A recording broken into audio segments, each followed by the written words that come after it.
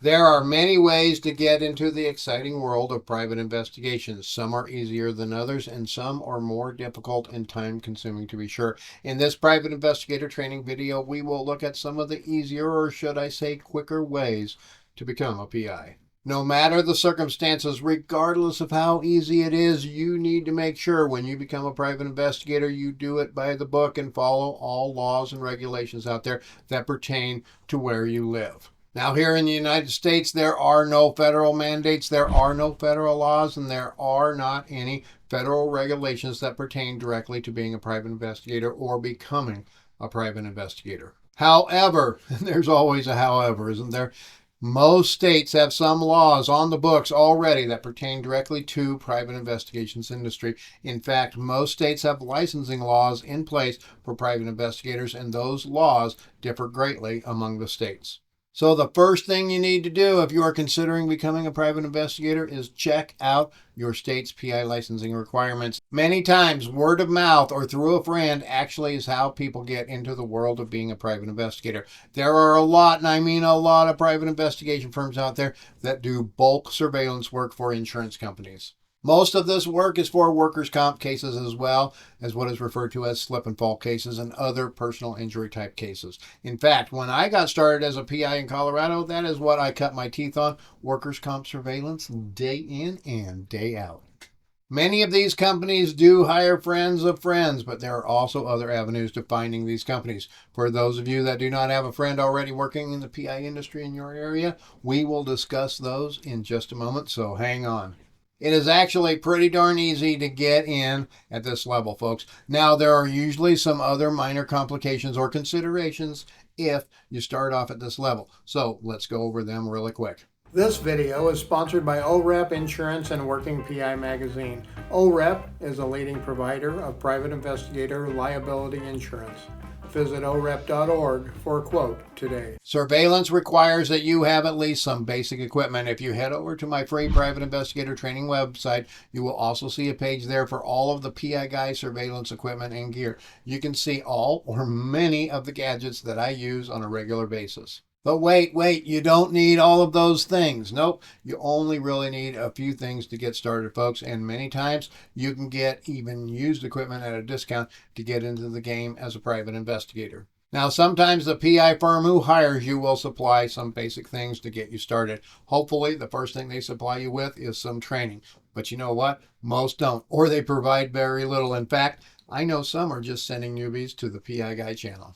And that is fine by me, folks. That is why I created this channel, to help out the PI industry and all of the folks out there wanting to get into this business. In fact, I have an entire playlist on this channel dedicated to free surveillance training videos just for private investigators. The next thing you need to have, of course, before you ever do a minute of surveillance is your PI license. The firm that is hiring you should be able to direct you on how to go about that.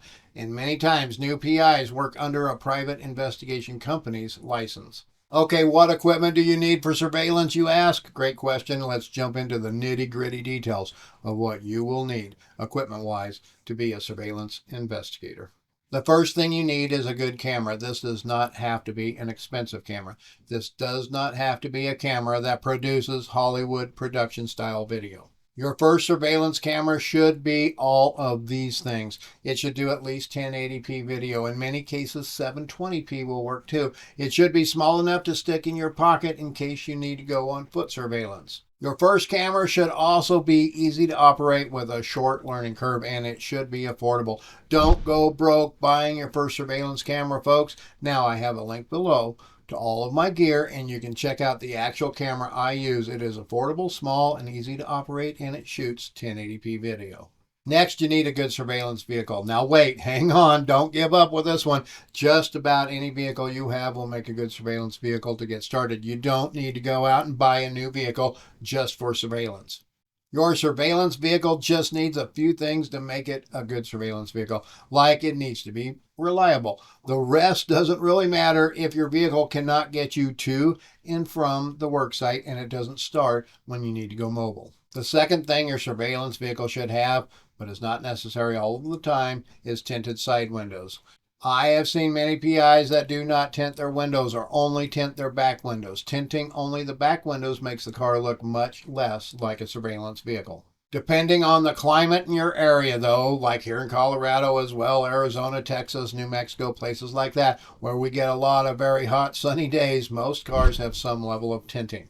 The tinting helps keep you cooler and helps keep you hidden, folks. You will spend a great deal of time inside your car and most likely a lot of that in the back seat. But hang on. Don't go overboard on the tinting. Only go as dark as the law allows, or if there are no laws in your state that limit window tinting on vehicles, go as dark as factory spec. The window tinter will know what is best for safety and be able to make recommendations too. You don't want it so dark that you stand out or you will get burned more times than not. And I know this from first-hand experience, folks. What else do you need to start as a PI? Internet and a computer is really nice. You need to be able to pull the video from the camera and in some cases edit it and then send the video to your client. You will also most likely need to write some reports and email those to your client, and of course get the cases from your client. I know some PIs who have used free systems for this when getting started, like your local library. Now, you probably shouldn't write reports and edit your video on their systems, but you could use their systems to read emails, print emails, and even send reports and video if you can store it on a good thumb drive. My recommendation would be to do it all at a home office and use your own systems, but in a pinch, these free systems might help. Now, before we discuss the pay scale for new surveillance investigators and the working relationship with the PI firm who hires you, let me say, these things we covered, a camera, a reliable vehicle, and a computer with internet access combined with a lot of patience, tenacity, and a desire to succeed is all you really need. Well, you must also have, of course, a good client or two. And as you move along in your career, there are a lot of things you should consider adding as time goes by, like covert cameras, tripods, monopods, and other tools of the trade to make your life easier and your work product better. What about the pay, though? How does that all work? How much can I expect to get paid? Most of these types of entry-level surveillance jobs are what is referred to as 1099 employees or subcontractors. As a subcontractor, you are in essence running your own business, which has a lot of great perks in and of itself. Running your own business has some huge things to consider as well before you just jump in. One of the biggest is taxes. We all love paying taxes, don't we? As a subcontractor, you're responsible for 100% of your taxes. If you are an employee, the employer covers roughly 1/2 of your Social Security and FICA taxes. As a subcontractor, you are responsible for all of that, and that is about 15%. So that $20 an hour now looks a lot more like $17 an hour. But wait, there is more to it. You also have to pay federal, state, and local employment taxes. Even if that just adds up to another 5%, that $20 is now $16 an hour. Now, some PI firms hire people as employees. So if you are getting $20 an hour as an employee, it is more palatable. As well, if they are providing equipment like a vehicle, camera, laptop, it is even better from a pay standpoint. Another huge consideration regarding pay you should ask the PI firm is, when will I get a raise? What has to happen for me to get an increase in my hourly pay? You see, the PI firm is charging somewhere between, let's say, $65 an hour and $95 an hour for your work. So if you get paid $20 an hour, they're getting $45 to $75 an hour for every hour that you are out there working. And you know what? That is fine. They have the right to make money too.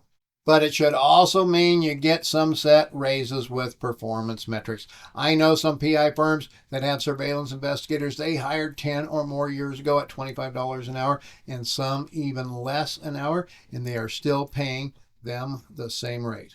To me, this is unconscionable. They are probably getting a much better work product based on all those years of experience, and they have given little to no increase to help the PI out. They just take advantage of them. And what is worse, some even say they can't get raises because they don't get raises. And I know from experience that most insurance companies do evaluate their pay scales periodically and do some rate increases for vendors from time to time.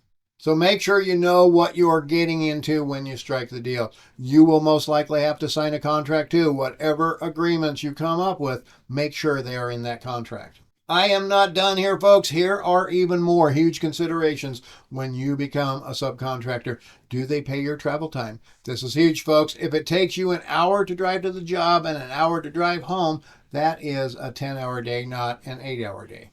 And if they don't pay your travel time, well, that $20 an hour, which got dwindled down to $16 because of taxes, is now really more like $13 an hour. But that ain't all. What about video editing time and report writing time? Are they going to pay for that time? Let's assume that is another 2 hours. Now you're $20 an hour after taxes, after travel, after report writing, and video editing time is now less than $11 an hour. And wait, there's one more huge thing.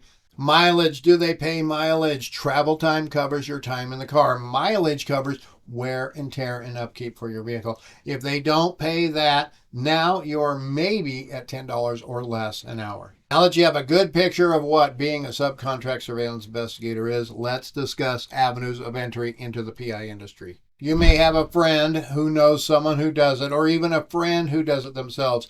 This is a great way to get in, as referral entry helps a lot. But if you don't have a friend who knows anyone, what do? Well, you can get on the old internet and start searching for surveillance private investigators. Check out their website. If they list workers' comp, slip and fall, personal injury, and other similar surveillance work, give them a call and see if they're looking to put on any new surveillance investigators. If you can't find any that way, another simple and easy way is to check Craigslist or any free job posting sites.